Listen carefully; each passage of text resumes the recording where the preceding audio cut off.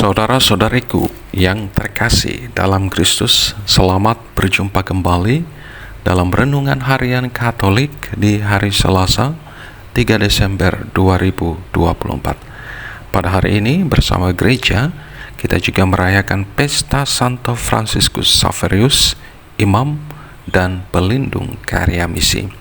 Dan pada kesempatan ini kita akan bersama-sama mendengarkan dan merenungkan firman Tuhan dari Injil Markus bab 16 ayat 15 sampai 20. Dalam nama Bapa dan Putra dan Roh Kudus. Amin. Tuhan bersamamu dan bersama rohmu. Inilah Injil Tuhan kita Yesus Kristus menurut Markus. Dimuliakanlah Tuhan. Pada suatu hari, Yesus yang bangkit dari antara orang mati menampakkan diri kepada ke-12 murid dan berkata kepada mereka, "Pergilah ke seluruh dunia, beritakanlah Injil kepada segala makhluk. Siapa yang percaya dan dibaptis akan diselamatkan, tetapi siapa yang tidak percaya akan dihukum. Tanda-tanda ini akan menyertai orang-orang yang percaya. Mereka akan mengusir setan-setan demi namaku. Mereka akan berbicara dalam bahasa-bahasa baru bagi mereka.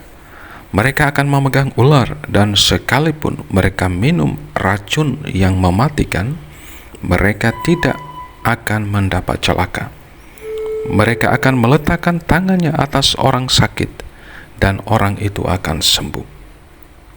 Sesudah Tuhan Yesus berbicara demikian kepada mereka, terangkatlah ia ke surga, lalu duduk di sebelah kanan Allah. Mereka pun pergi memberitakan Injil ke segala penjuru, dan Tuhan turut bekerja dan meneguhkan firman itu dengan tanda-tanda yang menyertainya. Demikianlah Injil Tuhan. Terpujilah Kristus.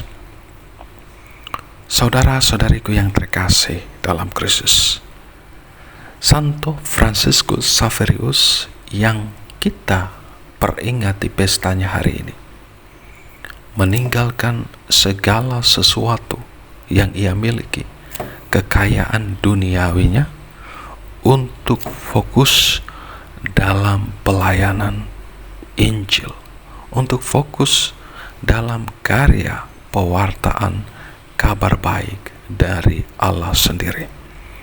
Apa gunanya kita memiliki kekayaan dunia ini tetapi kehilangan nyawa kita? Saudara-saudariku yang terkasih dalam Kristus, Tuhan Yesus juga dalam perikop Injil yang kita dengar bersama hari ini memberikan sebuah amanat kepada murid-muridnya dan juga untuk kita sekalian, murid-muridnya zaman ini, untuk pergi mewartakan Injil kerajaan Allah ke segala makhluk. Siapa yang percaya dan dibaptis akan diselamatkan, tetapi siapa yang tidak percaya akan dihukum. Saudara-saudariku yang terkasih dalam Kristus, amanat Tuhan ini, perintah Tuhan ini tentunya harus menjadi perhatian dari setiap kita sebagai murid-murid Kristus. Kita tentunya harus belajar meneladani hidup seorang Fransiskus Xaverius yang meninggalkan segalanya demi pewartaan Injil. Kita pun harus meninggalkan segala sesuatu, kelekatan dunia ini, dan fokus pada pelayanan kabar baik. Menjadi pembawa kabar sukacita Injil tentu tidak mesti kita harus menjadi misionaris, pergi ke suatu tempat yang jauh, tetapi kita bisa menjadi pewarta kabar sukacita Injil mulai dari tempat di mana kita berada.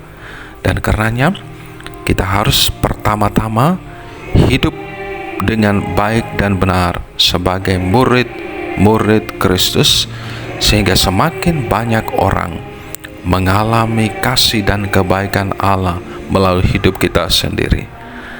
Berkat Tuhan beserta kita sekalian, Bapa, Putra, dan Roh Kudus. Amin.